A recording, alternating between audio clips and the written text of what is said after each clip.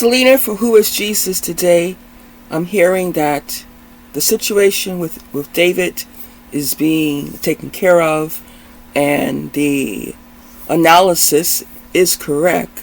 I mean, obviously this is a situation of a healthy obsession. I would say a dangerous obsession, right? Because we all can be obsessed. I mean, there was a time when I was a lot younger.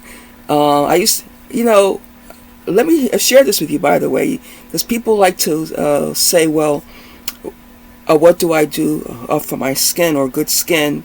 I'm not promoting that, because I can tell you I used to have very, very, very bad skin with lots of acne. I mean, acne, cystic acne. And so I became obsessed with this. I'm not wearing this now, but I'm just saying I became obsessed with this as a younger person because of acne, and I wanted to hide it. And acne has lasted me for most of my life, and to tell you the truth, once in a while I still get a zit. Should have one here, but I like when it shows up someplace where it can't be seen. So I no longer have to. I no longer feel really like I'm obligated to wear this, and my skin has cleared up. But I mean, gee whiz, I'm not an adolescent. I'm just thinking. I mean, how long I'm going to be, like struggling with things like teenagers. But people are obsessed with certain types of food, and I just, me, I throw in always like a crazy curve. But this is true. I was very concerned because I used to have very, very serious acne that I went to dermatologists and had skin compression on cysts and all of that. Which is probably why, because my skin was so oily. The doctor says the day is coming when you will appreciate those oils. And that day has come. That day came a while ago. So, yeah. So, we have all kinds of obsessions. The most dangerous ones, and the ones that are hard to break, is when it's involving sexuality and passions, okay, and obsession of people, because obsession of food is one thing which can also be very harmful, but we're talking about a human life here. When a human life becomes a mere object to be obtained and conquered for one's desire or pleasure, we are talking about a very serious thing. It's ungodly, and it can lead to a great harm.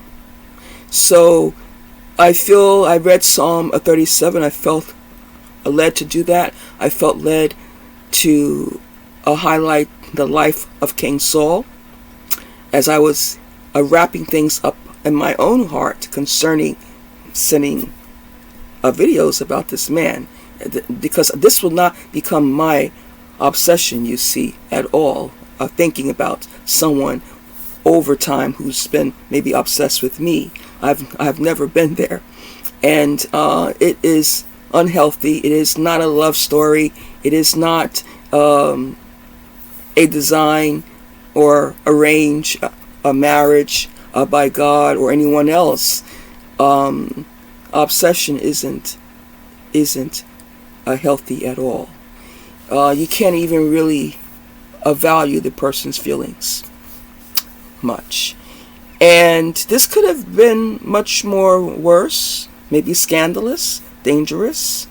I didn't know. So I believe God had to reveal this all to me, and this has been divine protection all along. Things came when God was ready to reveal to me things about David. Things came back to me that had occurred that I overlooked. I didn't overlook it entirely, but it meant nothing to me. And then I had to be brought back that it was more substantial than I actually thought. And it was something that has led now to all of this. So this has been going on now for a while, in 6 years, in this person's mind, which is an obsession. Yet they were shrewd enough to try and make sure it doesn't appear to be that way. So we're not dealing with really insanity here, as I say, when we are practicing control and mind games and witchcraft on people's minds and evil. Evil does lead more and more to mental illnesses. It does. And so, yeah, I mean, but was a person born, say, mentally ill or with a short circuit? No, I don't think so. This is the process of wrongdoing, of pride, of not admitting one's failures, cannot accept it. Just really unhealthy. I'm not going to be his psychiatrist, because I don't get paid for that. And neither do any of you, but maybe now someone is getting paid for that. And so they're going to have to do their job. But I am grateful, if this is all true, that I'm hearing in my head to knees language, that things have been opened up and revealed, and there is the confirmation that yes, this was an obsessed situation, which we all know can end very badly if it's not really dealt with and taken down. And that's why I felt too I will have no contact. I will not feed in any way, because I can understand how this works. Understand, I've been trained to also work with young people and children in schools now, and I have watched personality behaviors. So yeah, this was a situation that could lead to someone being hurt, or all three people that are exchanging here back and forth, if not even some more of you key players. You don't know how when a person has been taken over by obsession, they need you to comply. They need things to go their way. If they feel whoever is standing in their way is a problem.